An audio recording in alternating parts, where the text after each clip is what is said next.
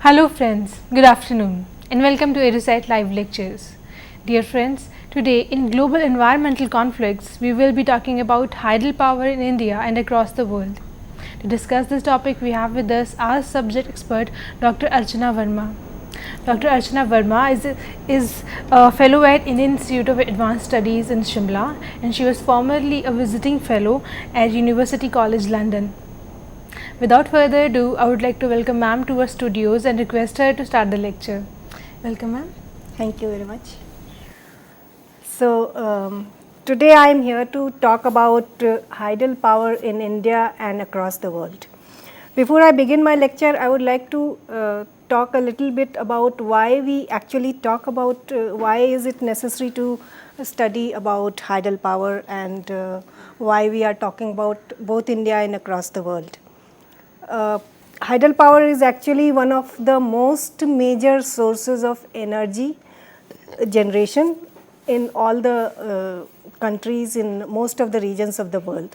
So, you know that energy is the basic requirement for our society. Without energy, nothing can operate. So, that is why it is necessary to study from where we are getting this energy, and hydel power, that is hydroelectricity, is very, very important for us because we are getting most of our electricity from the hydel power. And there have been also lots of controversies around it. So, because of these controversies, then the question comes, why are we continuing to go for hydel power generation? So, because of all this, it is necessary to first understand what exactly is hydel power and how it is being generated across the world, and what are the, then we can go on to study what are the various formats in which hydel power can be generated and what are the controversies and if there is a way out of it. So, let us hope that you will enjoy this lecture today. First of all, let us understand what exactly is hydel power. Basically, in its most basic form, hydel power is production of electrical power through the use of gravitational force of falling or flowing water. Now, what does it mean? Basically, when water flows from a higher height to a lower height with force, and it comes by the gravitational pull of the earth, then with that force and the speed of the water that is flowing, like electricity can be generated. And if this electricity is harnessed, this energy that is being generated is harnessed, then we can use it for our various purposes in our world. So, in its most essential form, that is exactly hydel power. And you should also know that energy is basically of two forms. We are generating energy in two forms. One is called renewable and the other is called non-renewable. For example, energy that is coming out of coal, when you burn coal, that is non-renewable energy because you are taking out all the coal that exists from underground and you are burning it, and this coal cannot be replenished. So, energy coming from coal is non-renewable, but the energy that comes from hydel water, that is a renewable energy, because what we are doing is that we are channelizing the natural water cycle to for our own use, and we are using the natural water cycle for energy generation. And because water cycle is continuously in motion, then it becomes a renewable form of energy. And in today's world where we are fast depleting the natural resources that we have, it is always better to use renewable forms of energy rather than non-renewable forms of energy, because renewable forms of energy can last for much longer. So, it is advised that we go for many more renewable forms of energy. So, hydel power, that is energy that is coming from water, is renewable form of energy. So, that is one thing that goes in its favor. And another, then the next thing that you should know about hydel power is that almost 1/5, that is 20% of global energy is generated from water, or the 20% of world's energy is hydroelectric energy. So, it is a very popular form of energy because this is renewable and it has many types of advantages. 20% of the world is using actually hydroelectric power, and this is expected to rise in the coming years. In the next 25 years, you will see that this 20% is going to rise, and every year there is expected to be an increase of 3.1% for the next 25 years. So, in the next 25 years, then share of hydroelectric energy that is being used by the world is going to only increase. Then the next question is, which parts of region are using what type of energy? And when you look at this configuration, then you realize that Asia Pacific region, that is the region where we are. Asia Pacific is the eastern and southern part of Asia, and also Australia and Pacific Islands. So, Asia Pacific region generates 33%, that is 1/3 of the hydroelectric energy of the world.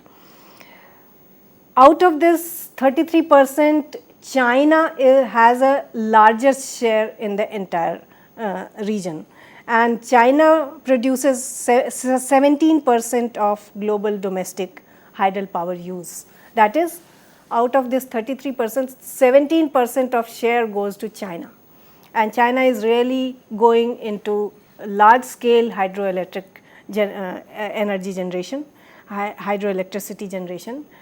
But this is, it's not enough to just stop at this point, because if you say that China is producing 17% of this total and share of hydroelectric power, then it gives only half of the picture, because China also happens to be the largest, most populous country in the world, as we all know. So, when you calculate the energy usage of China according to its population share, then the actual use of hydroelectricity by Chinese population actually goes down as compared to Western countries, where the population is much less and they are producing and consuming much more energy. So, even though their actual percentage may not be 17%, but because their population is less and that small number of population is using a much larger share of electricity, then that balance becomes different. So, when we are calculating the usage of hydroelectricity or any form of energy, we should also see what is the population demographic figure of that country. And when we calculate that way, then we understand that China actually lags behind many countries in the Western world in terms of energy usage and also in terms of hydroelectricity usage. So, in the beginning of the lecture, I told you that hydroelectricity has both advantages and it also has been mired into many kinds of controversies. So, what are the advantages of hydroelectricity? First of all, it has a very low cost of production. Producing hydroelectricity does not really cost as much as, say, getting energy out of thermal power station or getting energy from nuclear reactor. Those are much more expensive ways of producing energy. But hydroelectricity is a very low cost production form of energy, and because of this, actually hydroelectricity is not something new. It has been used through centuries, even since ancient times. People used to get energy from fast flowing rivers, from waterfalls, etc. But they used to produce energy in very small form, I mean on a very small scale. In modern world, when we are using hydroelectricity for generating power, we are actually talking in terms of huge amounts of electricity that is being generated, because we are using it for all kinds of consumption, for industrial consumption, for large scale mass consumption and all that. So, it is a very low cost production, low cost form of energy production, and it is also flexible in terms that you can increase the production according to demand, or you can also decrease the production according to demand. So, that means that wastage of electricity that is being produced, that wastage is checked. So, one, it is low cost, and two, you can regulate the production according to demand. So, it is a very flexible mode of power generation. So, that is another advantage that comes along with hydroelectric power. Then the next point that comes into mind is that there is no direct waste from a Hydel power station, because you can check it, you can decrease and increase it. So, you can actually save energy. So, hydroelectricity is it leads to not much of direct waste at the point of Hydel power station. I am only talking about Hydel power station here, I am not talking about the actual consumer's end, where it may be wasted in many things, where it may not be needed. But at the Hydel power station point, there is not much of wastage. The another very advantageous factor associated with hydroelectric energy is hydroelectric power is that it leads to very low level of greenhouse effect, because the carbon dioxide that is produced from other forms of fuel, for example, biofuel, petroleum, oil and coal, etc. This carbon dioxide that is produced is of a high level. So, that carbon dioxide, when it when you use it, when you produce it on a very high level, then it fills the atmosphere and it leads to greenhouse gas effect. But in terms of in case of hydroelectric power, the emission of carbon dioxide is very low, the level of CO2 is very low as compared to when you compare it to the emission of CO2 from the fossil fuels and coal, etc. Coal is also a kind of fossil fuel. So, it's a relatively much more cleaner form of energy, hydroelectric power. So, these are some of the advantages that come along with production of hydroelectric power. It is low cost, it is flexible, you can control it, there is not much of wastage, and it is also much more cleaner than the fossil fuels. But there are also lots of some disadvantages, and because of these disadvantages, hydroelectricity has run into lots of controversies, and we will end this class with when we talk about controversies. But right now we have to consider what are those disadvantages. First of all, we talked about it's the eco-friendly format of hydroelectricity that we generate, because it does not emit a lot of CO2, but it does destroy our environment and it does cause damage to our ecosystem in other ways. And what are these other ways? One, it kind of displaces the biodiversity that is lying around that water area from where you are getting the energy, and it sometimes it leads to destruction of forests, destruction of aquatic life, destruction of flora and fauna in the forest. So, there is a disruption of the ecosystem around that water body. So, that is a major form of ecological disadvantage that comes out of that is associated with hydroelectric power. And many times, for example, if you are getting hydroelectric power from a river, then the biodiversity of the river also can change. The aquatic life of that river can change, and it's the various forms of organisms that exist in the river, they may cease to exist because of the way water is harnessed to generate electricity, and I will talk about it in future in the next slides. But right now you have to remember that the changes in river biodiversity also happens. Then another disadvantage is that when you harness such a large body of water for generating electricity, it leads to low sedimentation of the riverbed. That is when all this water gets harnessed into a dam or in a reservoir, then sedimentation of the riverbed gets depleted, and because of that a lot of fertile soil also gets washed out, and it leads to depletion of the riverbed, which is not very good for our ecosystem. Another disadvantage is that when you have a large reservoir or a large dam, then all the silts that are coming from upstream, they start gathering at the site of the dam, and this leads to siltation and at the point where the outflow of water is there. So, because of this siltation, then the dam's life also decreases.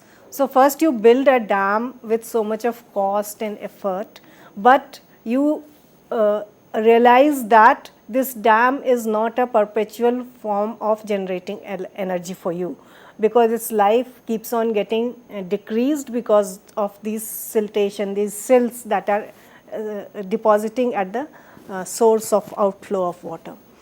So, that is another disadvantage.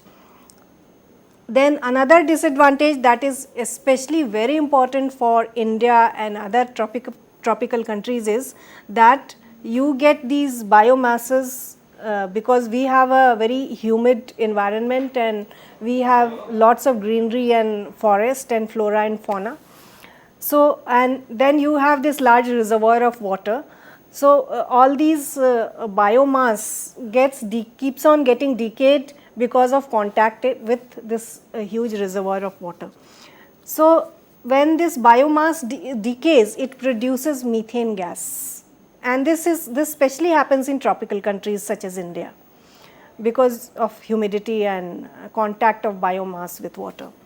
So, when you build huge dams, then this biomass decay leads to production of a high level of methane gas, and this methane gas can then cause air pollution also, and it causes, methane is a poisonous gas. So, when there is a lot of methane gas in air, then it causes different types of disturbance to the life around that water reservoir that you have built. So, this is a special disadvantage that happens especially in the tropical countries. Now, we have the World Commission on Dams report which says that methane gas which produces from this causation of the dam, this production level of methane gas in the air around the dams can be actually much higher than that in a thermal plant. Thermal plant also generates methane gas because of the type of reactions and chemical actions that are going on there. But the dams, according to this report, the dams can cause much higher level of methane gas in the air than the thermal power plant. So, it is not necessary that a thermal power plant is cleaner or hydroelectric power is cleaner.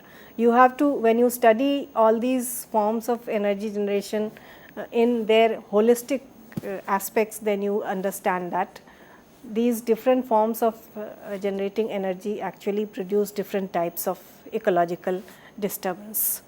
So, these are some of the disadvantages that are associated with hydroelectric power generation, and because of these disadvantages, there are lots of environmental conflicts that have gone on in the society, which we will talk about in the second part of this class.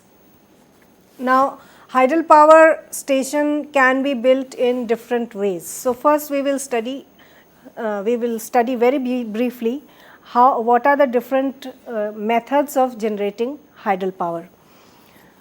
So, the conventional method is to build a dam using a turbine engine and a generator to generate electricity.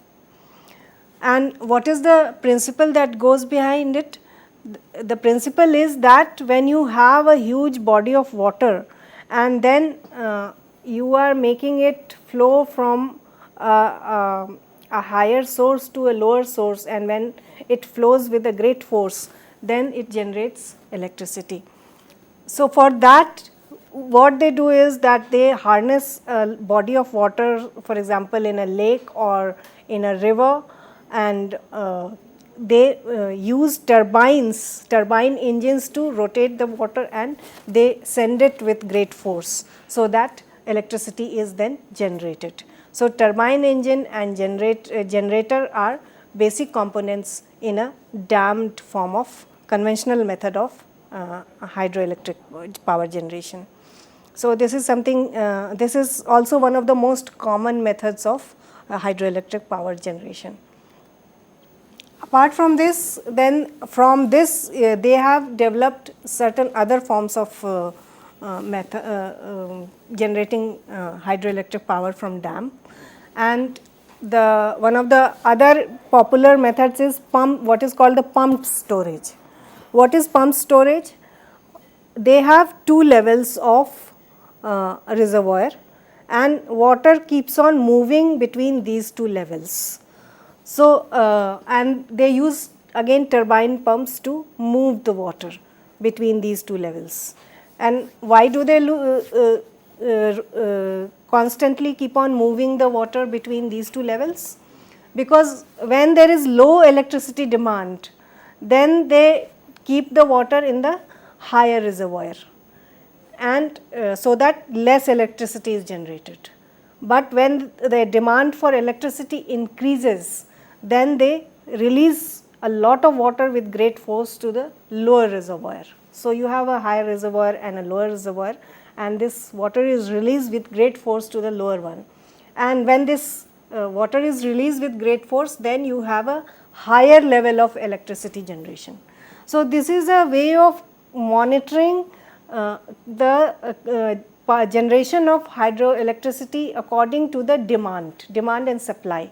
So, if they need more electricity, they release water from the higher reservoir and they send it to the lower reservoir.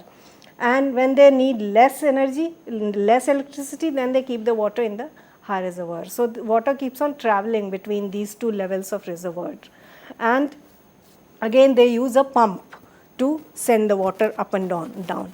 So, this is one of another popular methods of harnessing the water and using hydroelectricity.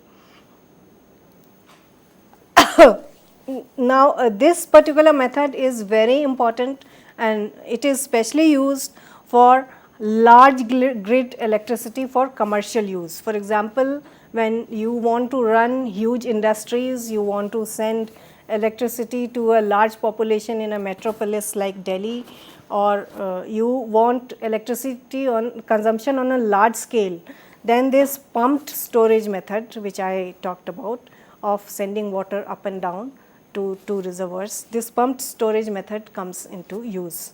So, the large grid electricity production is done by this pumped storage method. Another relatively more recent method is what is called run of the river. In this, what happens is that there is no reservoir in this, they do not really dam the river. What happens is that they use a river which is falling from a great height to a lower height.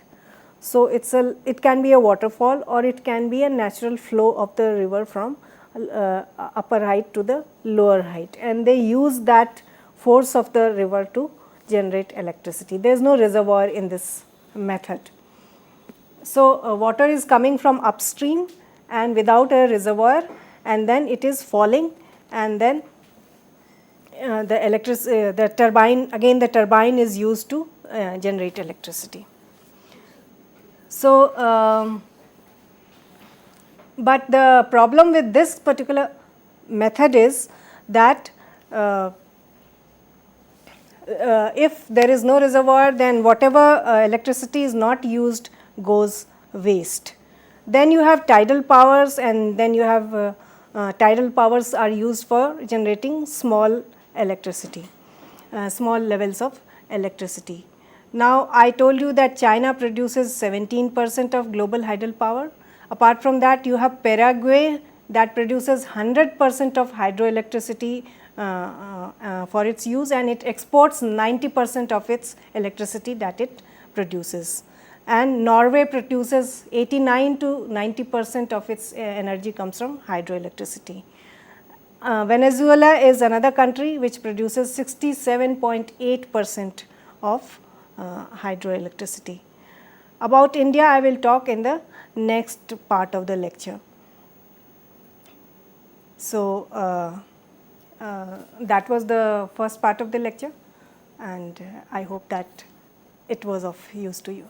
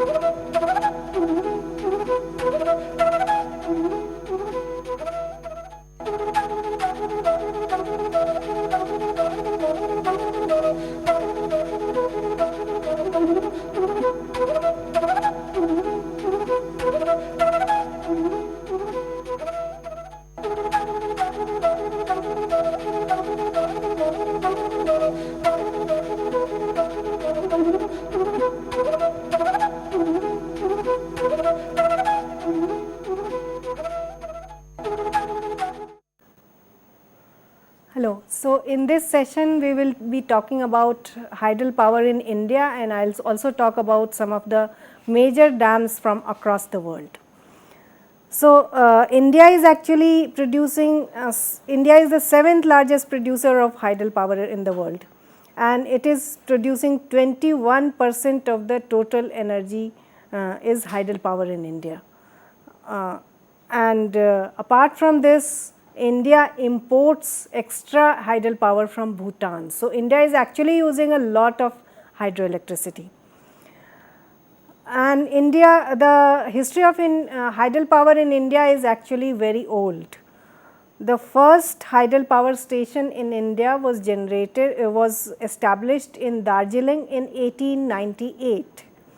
Second was in 1902 at Shivanasamudram, and the share of public sector in the hydel power generation in India is 92.5%. So, India is actually producing a lot of hydel power, hydroelectricity power, but there are again finer combinations and permutations to it, which we will talk about. in India, as you know, we have many river valleys, and many of these river valleys are in the, we have the mountains and the plateaus from where the rivers are flowing. So, India is actually very well positioned geographically to generate hydel power. The largest river basin that produces the maximum hydroelectricity in India is Brahmaputra river basin in the northeast, and Brahmaputra river basin produces 66,000 megawatts of hydroelectricity in India. After Brahmaputra, you have the huge Indus river basin in the north and northwestern part of India, and this particular section produces 33,000 megawatts of hydroelectricity. The third largest hydel power generation river basin is the Ganga valley. So, Ganga river basin produces 20,000 megawatts of electricity in a year. So, these are some of the statistics of the river basins that are producing hydroelectricity in India, and there are also other river basins, but these are some of the major ones. You will be surprised to see that the share of hydroelectricity by the center and by the states are different. For example, when you look at the center profile, the share of hydel power, the number 1 states are West Bengal and Sikkim, number 2 Himachal and Manipur, and number 3 Madhya Pradesh and Arunachal. So, in the center level this is the profile, but if you go to the states level, then the share of hydel power changes. The number 1 states that are consuming hydel electricity are Punjab, Assam, Meghalaya and Tamil Nadu. Number 2 Karnataka and West Bengal. Number 3 Andhra Pradesh. So, what does it mean? It means that the states which we listed in the center share, they are producing a lot of electricity, but they are actually transferring it to central government, while the states which are listed in the share of hydel power in the states level, they are actually producing electricity for themselves and they are not transferring that much of electricity to the center. So, that is why this profile is different. But at the same time, despite all these huge figures, you should know that India is facing a severe electricity problem. India has a scarcity of electricity problem, electricity generation. And there are certain reasons why India is facing this problem. One, there are shortage of equipments, turbines, generator, construction equipments. There are shortage of all types of equipments that are used for hydroelectricity generation. So, because of this, India is not able to produce as much electricity as it could. Then we have this huge disturbing statistics, 400 million people of India do not have access to electricity at all, despite whatever percentage of whatever thousands of megawatts of electricity India is generating. Almost 40% of its population is disconnected, does not have access to electricity. Apart from that, the regions that have access to electricity, some have very poor supply and the other have unstable supply. Unstable means the power comes and goes, and poor supply means voltage may be low or they may not get electricity continuously. So, this type of, then when you calculate all the population that is facing this type of electricity scarcity, you realize that almost 60% of India's population does not have access to proper electric supply, and this is a huge problem. India has this problem and India is continuously looking for newer ways of generating electricity. Now, in the last part, in the part 1, we talked about what are the disadvantages of having these large dams, large reservoirs, and because of that there are lots of controversies around them. So, argument has been propagated that instead of having large dams, we should have smaller dams, what is called small Hydel Power Station. So, instead of having very large dams, you can have a small reservoir and you can have small dams that can produce a smaller amount of electricity. And it is being, this argument is being forwarded that this type of power generation can reduce a lot of ecological disturbances that are happening because of large dams. So, the popularity of small hydel plants or SHP as they are called, first the popularity is because of ecological advantage, and the second is economic, because it is being argued that smaller hydel plants also cost much less to establish. So, SHPs are cost effective and they are argued as being ecologically much more favorable.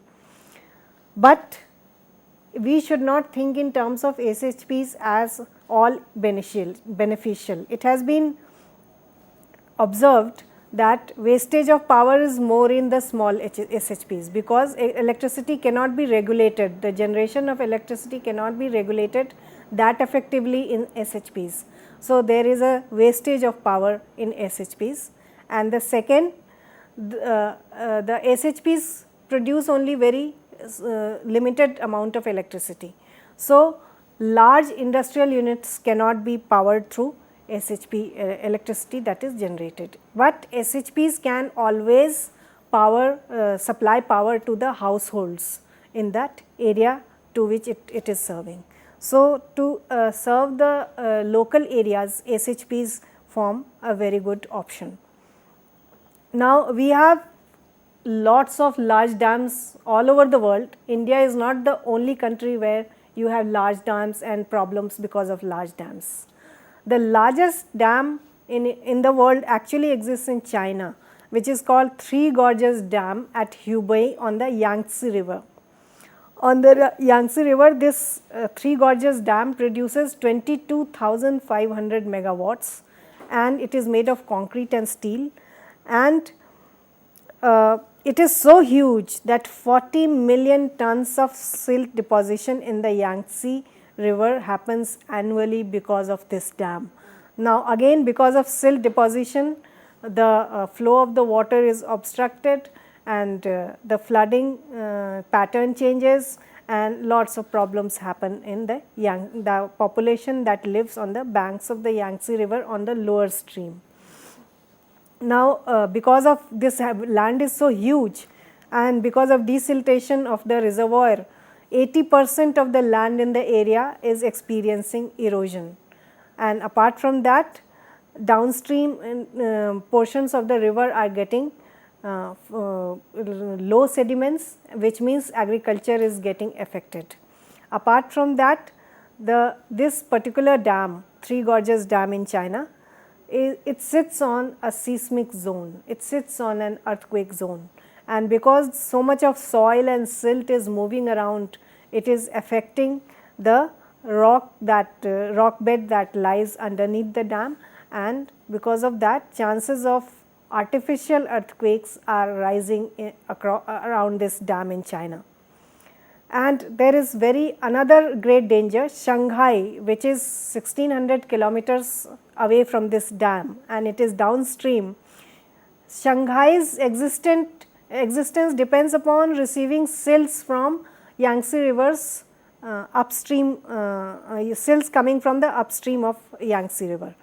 Now, because this dam has been built up, this silt has been captured upstream and it is not flowing downstream to Shanghai. So, Shanghai is not getting enough silt, which means Shanghai is sinking because of this dam. So, this is another ecological hazard that this dam has created, and landslides have become much more frequent. Apart from this, Yangtze happens to be a river where for 6 months of the year Yangtze's water recedes. There is low level of water in Yangtze. So, that means that for 6 months the dam does not produce enough electricity. So much of cost has been spent, so much of money has been spent, and so much of ecological disturbance has been caused into creating this dam, and it is the largest dam in the world, but 6 months a year it does not produce as much electricity as it should. And another very important disaster that happened by creation of this dam is that 1300 archaeological sites that were lying on the banks of Yangtze were drowned because of this dam, and this is a 600 kilometers of stretch of archaeological site. So, because China is an ancient civilization, so this is a great loss of history and culture for China to create this type of dam. Now, that was the greatest, largest dam in the world. Second largest is in Paraguay in South America, and this is called Itaipu Dam on Parana River. Again, this is slightly smaller, it is actually much smaller. Its annual capacity is 14,000 megawatts. Three Gorges Dam's annual capacity is 23,000 megawatts, and Itaipu Dam's capacity is 14,000 megawatt. But as I said, Yangtze River does not receive much water for 6 months, but Parana River keeps on getting water throughout the year, and as a result the annual power generation of Itaipu Dam is the same, exactly the same as the power generated by the Three Gorges Dam in China.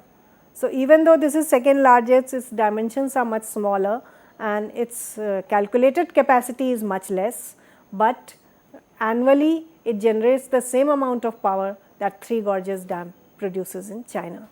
And the special characteristic of this particular dam is that the electricity that is coming out of this dam is shared by both Paraguay and Brazil. So, it is a binational dam, it is not being used by only one country. The third large dam is again from South America, and it is in Venezuela on the Caroni River, it is called Yuri Dam. This is an embankment kind of dam, in that sense that the flow of the water is obstructed by making an embankment, and by using this embankment then they restrict the flow of the water and they generate electricity. Again, its capacity is 10,000 megawatts, but annual power generation is 53 TW, and 33%, that is 1/3 of Venezuela's electricity comes from this dam. This particular dam has been particularly mired in controversy because it is built in a heavily forested area which was rich in biodiversity, flora and fauna. And when this dam was built, they cleared a large part of this forest, and which led to a lot of destruction of forest and biodiversity, flora and fauna, and because of that a lot of controversy has happened. Thousands of square miles of forests have been cleared in the process of making of this dam, and it has led to destruction of lots of flora and fauna in that region.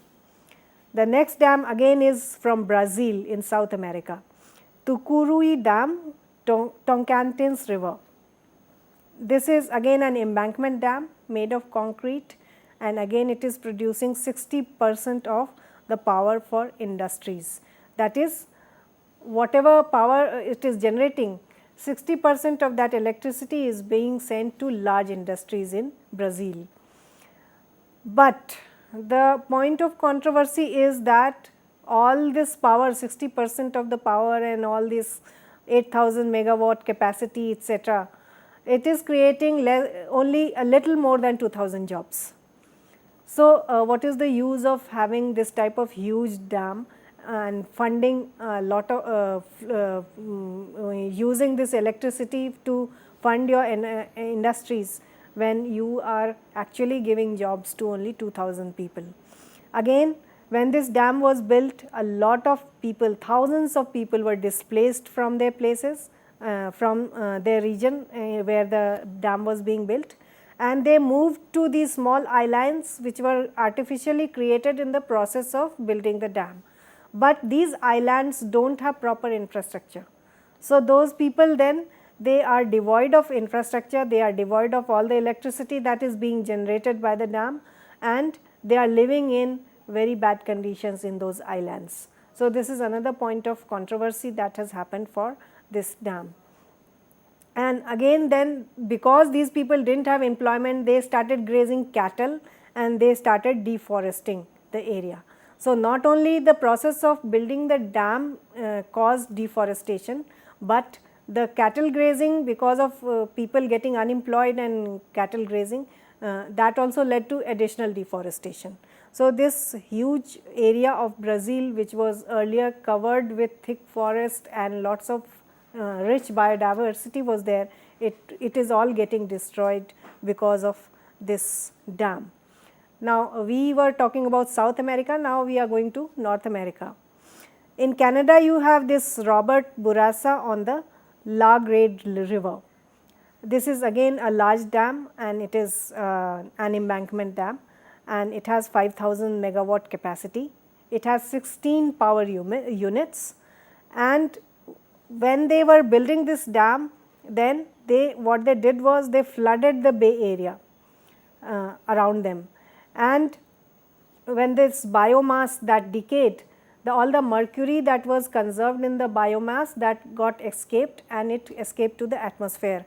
So, this led to a lot of mercury pollution in the air. So, this is a special consequence that happened in this dam in Canada. Apart from that, this region again has lots of slump clays, and this artificial huge lake that has been created, it has, because the underlying rock is not very hard, it is very smooth and soft and it is made of slump clays. So, this seismic rock that is being shifted, and this has increased the possibility of artificial earthquakes in this area. So, earthquakes are not always natural, they can be actually they can be brought on by the building of large dams also. Then some of the other features that have happened because of the building of this dam is animal migration, because you are creating such a huge lake and it has caused so much of destruction of biodiversity.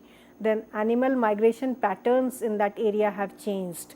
They no longer migrate across the region in the same season. It has also brought about climate change in that area, because when you have a large body of water, it leads to precipitation in the air, it leads to more humidity, and it changes the water cycle, it changes the rainy season. So, these types of climate change have also occurred because of this huge lake, artificial lake that was created to build the dam in Canada.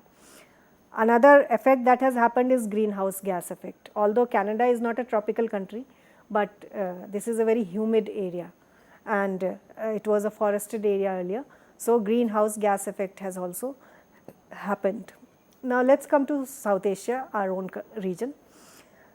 In Pakistan, you have this dam called Tarbela on Indus in the what is called Khyber Pakhtunkhwa. So, because it lies in the Himalayan region, obviously its height is great, and it is 9,000 feet long, and it generates more than 3,000 megawatts of power. But because it is lying in the Himalayas, the Indus is flowing from the Himalayas, and Himalayas are a young mountain. So, what happens is that Himalayan soil is very loose, and all this silt that is coming from the Himalayas, it deposits around that site of the dam, and this leads to heavy siltation from the source of Indus in the Himalayas. And it is calculated that every year 200 million tons of silts are getting deposited around this dam. And because of this deposition of siltation of the dam, the life of the dam is greatly shortened. So, earlier it was calculated that this dam was going to survive, it was going to remain functional only for 50 years. But somehow it has happened that the siltation, the process of siltation has slowed down. It is not so fast as they had expected, as the scientists had expected. So, because of the slowing down of siltation, the lifespan of this dam is now calculated to be 85 years. But still 85 years is around the lifetime of one person, one human being. So, this means that you are investing so much of resources going to the higher altitudes of Himalayas to build a dam to get electricity, but the ultimate result is that you are going to supply electricity for only one person's lifetime, I mean for one human lifetime. So, it is not too much of an advantage, as you can see in this case. Now, in US, you have a dam on Columbia River called Chief Joseph Dam.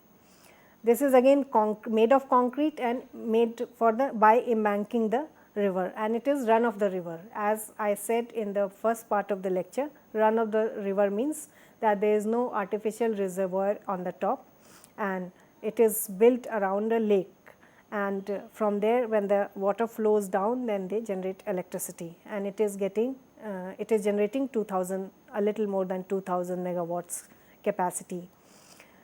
Again, this dam is causing desiltation, overflow of excess water, destruction of biodiversity, the same as in all the other large dams that I talked about.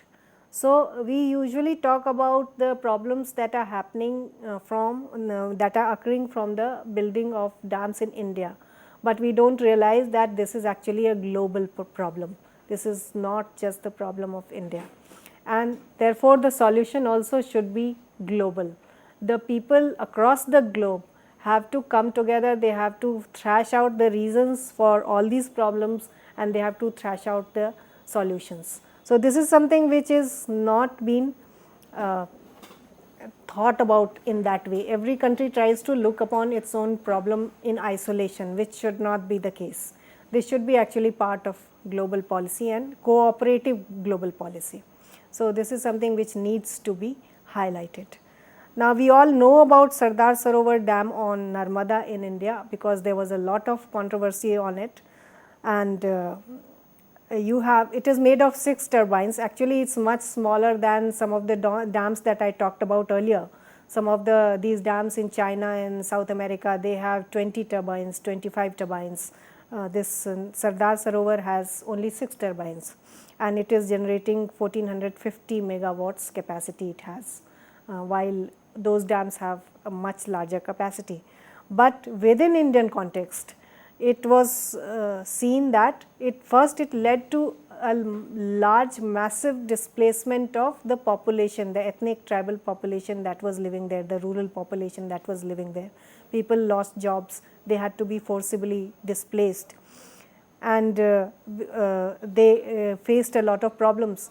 And then there was the surrounding area had to be inundated to create this huge reservoir, and with that inundation we lost a lot of archaeological sites, we lost a lot of aquatic life, we lost a lot of biodiversity, forest, flora and fauna.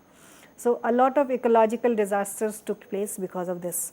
Now, initially World Bank was funding Sardar Sarovar, but because of all these court cases and oppositions from people, activist movements and so much of criticism, World Bank withdrew in 1994, because World Bank decided that this was not the type of project that it wanted to fund. Now, I said earlier that small dams are seen as good for environment and good for people. So, what are the areas in which small dams can contribute?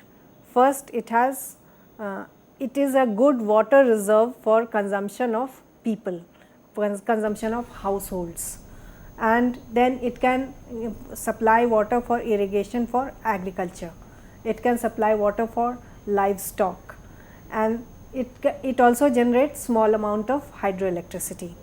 So, because of that it can supply power to small industries, small scale industries, but the overall major power consumption need of the society does not get solved by these small dams, and there is no way you can power the large industries by small dams, and without large industries then you have to forego then a lot of things that you are used to in the modern lifestyle.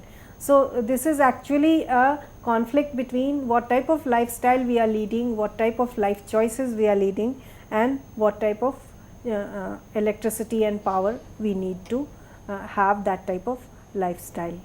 You can either have small dams, you can have a simpler life, or you can have big dams, you can have much more complicated and much more mechanized life, but apart from that also comes a lot of disadvantages.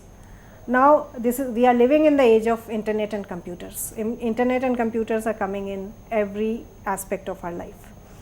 So, we also have computer technology to work the SHPs, that is small hydel power stations, and these are automated computers that are used to turn the SHPs, to function the SHPs and to protect them. You have closed system where single hardware and single softwares are used, or you have integrated system or open system that are called to run the entire system, and these are also low cost methods. So, yeah, I have used. So, thank you very much for these two parts of the lecture. I hope that it was fruitful for you. On that note, I would like to thank ma'am for this very enriching discussion, and thank you dear friends for watching our show. Stay tuned and keep watching. Thank you.